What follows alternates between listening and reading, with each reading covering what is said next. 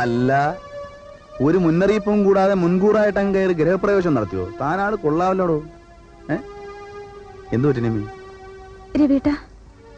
താൻ ഈ മുഖം എടുത്ത് കയറ്റി വെക്കാതോ. കാര്യം എന്താന്ന് വെച്ചാ പറയേ. ഡാഡി നമ്മുടെ ബന്ധത്തെ കുറിച്ച് അറിഞ്ഞു. അറിയട്ടെ. രവിയേട്ടനൊക്കെ തമാശയാ. ഇങ്ങനെയൊരു ബന്ധം ഒരിക്കലും നടക്കില്ലെന്ന ഡാഡി പറയുന്നു. ഓ, ഡാഡി പറഞ്ഞ ഉടനെ ബന്ധം അങ്ങ് മുറിഞ്ഞു പോകും. തനിക്ക് എന്നെ മറക്കാൻ പറ്റുമോ രവിയേട്ടാ? നിമി, തനിക്ക് എന്നെ മറക്കാൻ കഴിയില്ലെന്ന് എനിക്കറിയാം. എന്ത് വന്നാലും വരുന്നിടത്ത് വെച്ച് കാണാം. ഏതായാലും ഞാൻ കാലം മാറില്ല. പോരെ?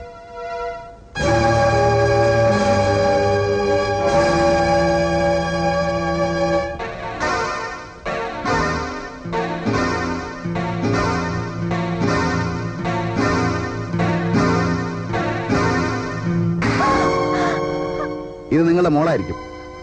ഇവിടെ തല്ലാനും ശിക്ഷിക്കാനുള്ള അധികാരം നിങ്ങൾക്കുണ്ടായിരിക്കും. അത് നിങ്ങളുടെ വീട്ടിൽ വെച്ച്. ഇത് എന്റെ വീടാണ്. ഇവിടെ വെച്ചത് പറ്റില്ല. നീ എന്നോട് സംസാരിക്കരുത്. കുറഞ്ഞപക്ഷം സ്വന്തം വീട്ടിൽ വെച്ച് സംസാരിക്കാനുള്ള സ്വാതന്ത്ര്യമെങ്കിലും ഈ പാവപ്പെട്ടവർക്ക് വേണ്ട സാറേ. എന്റെ ബംഗ്ലാവിന്റെ വലിപ്പം കണ്ട് എന്റെ മകളുടെ സ്വത്ത് മോഹിച്ച് അവിടെ കയറി പറ്റാൻ ശ്രമിക്കുന്ന നീ. Mister Menon, mind your words. ഇത് എന്റെ വീടാണ്. ഇവിടെ കയറി വരുന്നവരോട് അവരാരായിരുന്നാലും ശരി മാന്യമായിട്ട് പെരുമാറുന്നതാണ് എന്റെ സംസ്കാരം. നിങ്ങൾ എന്താണ് പറഞ്ഞത്? നിങ്ങളുടെ ബംഗ്ലാവിന്റെ വലിപ്പം കണ്ടിട്ടാണ് ഞാൻ നിങ്ങളുടെ മകളെ സ്നേഹിച്ചതെന്നല്ലേ? നിങ്ങളുടെ സ്വത്തും ബംഗ്ലാവും അധ്വാനം മാത്രം പറ്റി ഭക്ഷണം തേടുന്ന എന്നെ പോലെയുള്ളവന്റെ മുമ്പിൽ അതൊരു പ്രശ്നമല്ല. ഞാൻ സ്നേഹിച്ചത് ഈ പെൺകുട്ടിയാണ്. അവൾ എന്നെ മനസ്സിലാക്കുമെന്ന് എനിക്ക് ഉറപ്പുണ്ട്. ഇവളെ കുറിച്ചുള്ള നിന്റെ ആ സ്വപ്നങ്ങളുണ്ടല്ലോ, അത് നീ അങ്ങ് മറന്നേക്ക്. അത് ഡാഡി മാത്രം തീരുമാനിച്ച പോരെ. എടീ, നീ എന്റെ മാനം കിടത്താൻ ഒരുങ്ങി പുറപ്പെട്ടിരിക്കല്ലടി. വരെ ഇവിടെ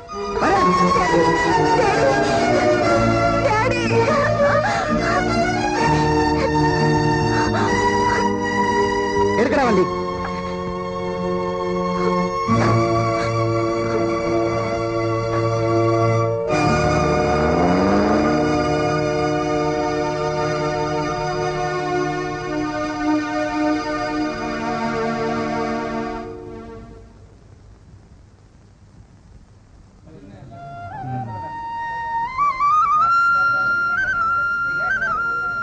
ആശാനെ മീൻ എന്ത് വിലയാണ്? 25 രൂപ. ഓ, പെണ്ണുന്നാണെങ്കിൽ വില കുറച്ച് കൊടുത്തനല്ലേ? ആശാനെ പോകട്ടോ.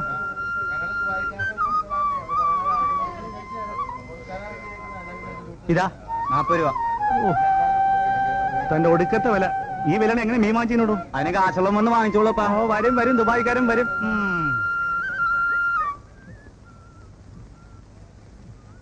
ഗോവിന്ദൻകുട്ടി ഒന്ന് നിന്നേ. എന്താ ചേട്ടാ? എന്തിനാ ഈ പൂശി നിനക്ക് മനസ്സിലായോ? എന്നാലേ ദേ ഇതും കൂടി കിട്ടിക്കഴിയുമ്പോ നിനക്ക് മനസ്സിലാവും. ഏഷണി പറഞ്ഞു കുടുംബം നടക്കുന്ന നാറി ചവിട്ടി കുടിക്കുക അമ്മ. ഇതിന് മാത്രം ഞാൻ എന്തോന്ന് ചെയ്ത്? അല്ലേ കൺമുമ്പേ കണ്ട കാര്യം പറയാനും വയ്യ, പറയാതിരിക്കാനും വയ്യ എന്ന് പറഞ്ഞു കഴിഞ്ഞാൽ കാലം പോയൊരു പോക്കേ ആരും കണ്ടില്ലെന്നാ തോന്നണേ.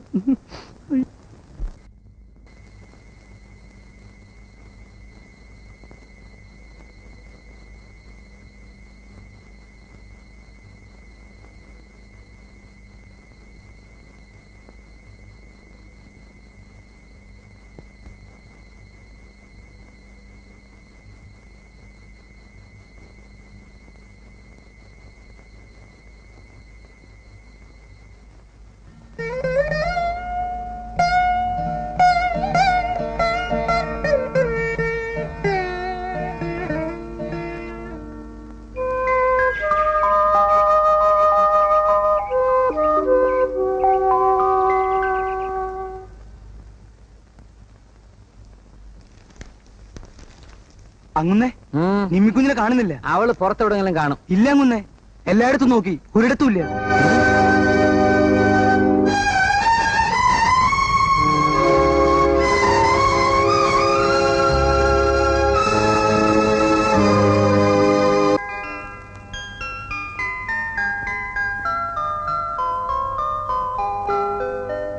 നാലാളെ വിളിച്ച് പന്തല് കെട്ടി സദ്യ ഒരുക്കി കേമമായി നടത്തേണ്ട ഒരു കല്യാണം ചുളുവിൽ ഒതുക്കിന്ന് കരുതണ്ട കേട്ടോ. ഞങ്ങളുടെ വീതം ഞങ്ങൾക്ക് കിട്ടിയേ തീരും. ഒരു ഉഗ്രൻ ചെലവ് ഏറ്റിരിക്കുന്നു. അല്ല, ഏറ്റവും പറഞ്ഞാൽ പോരാ, ഏറ്റതായിരിക്കണം. അല്ലെങ്കിൽ ഞങ്ങളെ സാക്ഷ്യപ്പെട്ടത് ഞങ്ങളും കാലു മാറും. പറഞ്ഞില്ലാതെ വേണ്ട.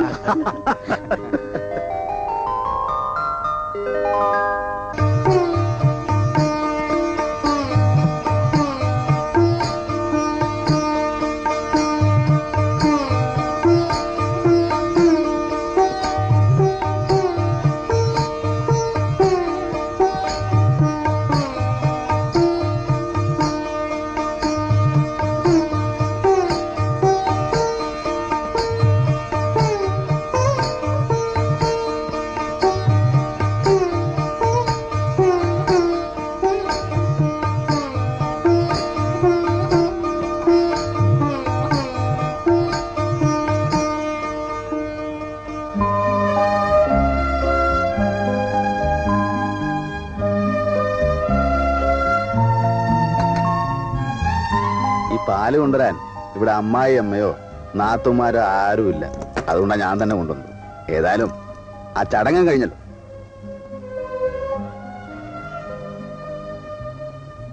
എന്താണ് മുഖത്തൊരു ലജ്ജ? അല്ല, നവവധുവിന് ഒരു അല്പം ലജ്ജയൊക്കെ ഉള്ളത് നല്ലതാണ്. നിമി,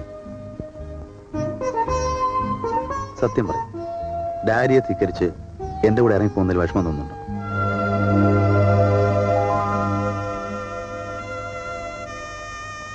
ഡാഡിയുടെ കൊട്ടാരത്തിൽ ഒരു സുഖസൗകര്യം ഇവിടെ ഉണ്ടാവില്ല. വിശപ്പടക്കണമെങ്കിൽ താൻ തന്നെത്താൻ അടുക്കള കയറണം. എനിക്കിത് മതി, ഈ സൗകര്യവും ഈ സന്തോഷവും. എന്നാലും ഡാഡിയോട്ട് ഇറങ്ങിപ്പോകുന്നതിൽ ചെറിയൊരു മനപ്രയാസമുണ്ട് അല്ലേ? മകൾ ഇങ്ങനെ ഇറങ്ങിപ്പോയല്ലോ എന്ന് അച്ഛന് മനപ്രയാസം തോന്നിയോ? ഇല്ലല്ലോ. പിന്നെ ഞാൻ മാത്രമായിട്ട് എന്തിനാ പ്രയാസപ്പെടുന്നത്? ജോർ, ചുണക്കുട്ടി എന്ന് പറഞ്ഞാൽ ഇതുപോലെ ഇരിക്കണം.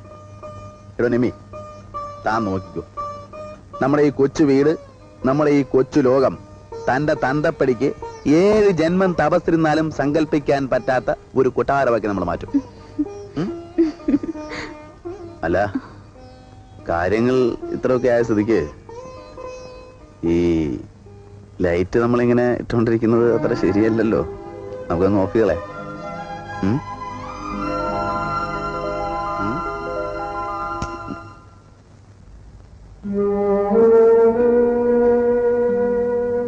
എന്റെ യശോദ മരിച്ച പിന്നെ എന്റെ മോളായിരുന്നു എന്റെ എല്ലാം.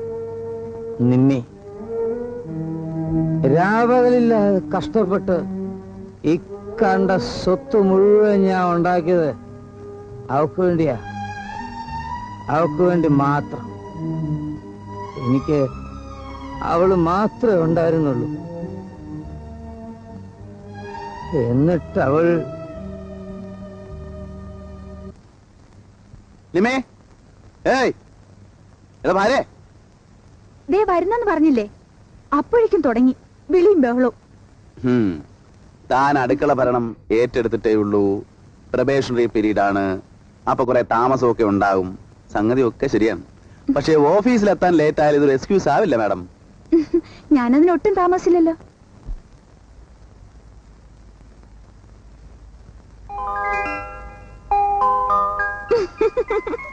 വെപ്രാളം കൂട്ടിയിട്ട് ദേ ബട്ടൺസ് ഇട്ടിരിക്കുന്ന കണ്ടില്ലേ? ഷെടാ, ഇക്കണ്ട നാള് മുഴുവൻ ഞാൻ യൂണിഫോം ഇട്ടിട്ട് സംഭവിക്കാത്തതാണല്ലോ ഇത്. പിന്നെ ഇപ്പൊ ഇതെങ്ങനെ സംഭവിച്ചു? ഇനി മുതൽ ഇങ്ങനെയുള്ള കാര്യങ്ങൾ നോക്കാൻ ഭവതി ചാർജ് എടുത്തുകൊണ്ടായിരിക്കും അല്ലേ? കിന്നാരം പറഞ്ഞോളന്നാലേ സമയം അങ്ങ് പോകും. കാര്യങ്ങൾ നടക്കണം കുട്ടി.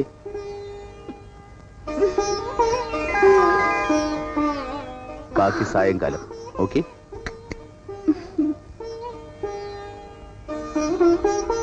അല്ല, പകല് ഞാനിവിടെ ഇല്ലാത്തതാണ്. കൊട്ടാരത്തിൽ നിന്ന് തന്റെ തന്തപ്പടിയുടെ കിങ്കരന്മാരാരെങ്കിലും വന്ന് എന്റെ രാജകുമാരിയെ തട്ടിക്കൊണ്ട് പോകുമോ? അല്ല, വേണമെങ്കിൽ 2 പോലീസുകാരെ വീട്ടിലിടാ. വാചടിച്ചു നിന്നു. ഒടുക്കും ഓഫീസിലെത്താൻ വൈകിയാൽ എന്നെ ഒന്നും പറയരുത്.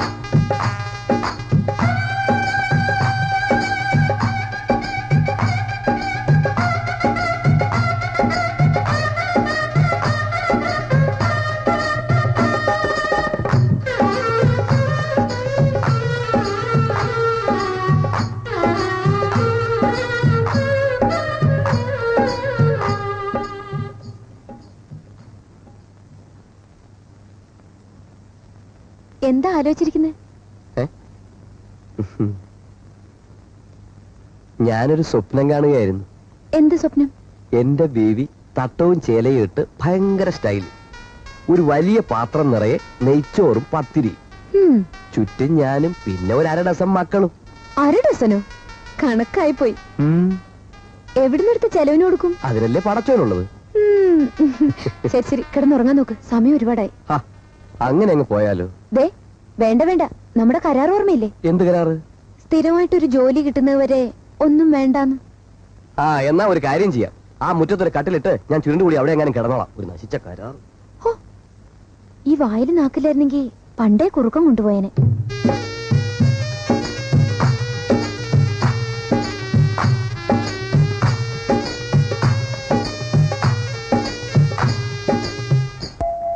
നിമ്മി, ഒരു കാര്യം ഞാൻ വളരെ സീരിയസ് ആയിട്ട് ആലോചിച്ചു. എന്റെ ജോലി എന്ന് പറഞ്ഞ കടലിലും കപ്പലിലും കരയിലും കള്ളന്മാരുടെ പുറകെയുള്ള അലച്ചിലാണ്. വലിയ സുഖമുള്ള ഏർപ്പാടല്ലെന്ന് സാരം. ഒന്നും ഉണ്ടായിട്ടല്ല, എന്നാൽ ഒരു സേഫ്റ്റി. താൻ ഏതായാലും സെക്കൻഡ് ഇയർ വരെ എത്തി. 1 കൊല്ലം കൂടെ ഒന്ന് മെനക്കെട്ടാൽ ആ ഡിഗ്രി ഞാൻ കയ്യിലെടുക്കാം. അയ്യോ, ഇനി കോളേജിൽ പോവാനോ? ഞാനില്ല. കോളേജിൽ പോകാൻ മടിയാണെങ്കിൽ വീട്ടിലിരുന്ന് പഠിക്കാം. പ്രൈവറ്റ് ആയിട്ട് കംപ്ലീറ്റ് ചെയ്താൽ മതി. ഒരു ഡിഗ്രി കയ്യിലുള്ളത് എപ്പോഴും നല്ലതാണ്. എവിടെയെങ്കിലും ഒരു ജോലിക്ക് ശ്രമിക്കേണ്ടി വന്നാൽ ഒന്നുമല്ലെങ്കിലും ഒരു ഉറപ്പല്ലേ. പഠിച്ചാൽ എന്റെ തലയിലൊന്നും കേറൂല രവിയേട്ടാ. തലേ കയറൂലേ? പഠിക്കുന്ന കാര്യങ്ങൾ വെച്ച് ബാക്കി എല്ലാം തന്നെ തലേ കയറുന്നുണ്ടല്ലോ. അപ്പൊ മനസ്സ് വെച്ചാൽ ഇതും കയറും.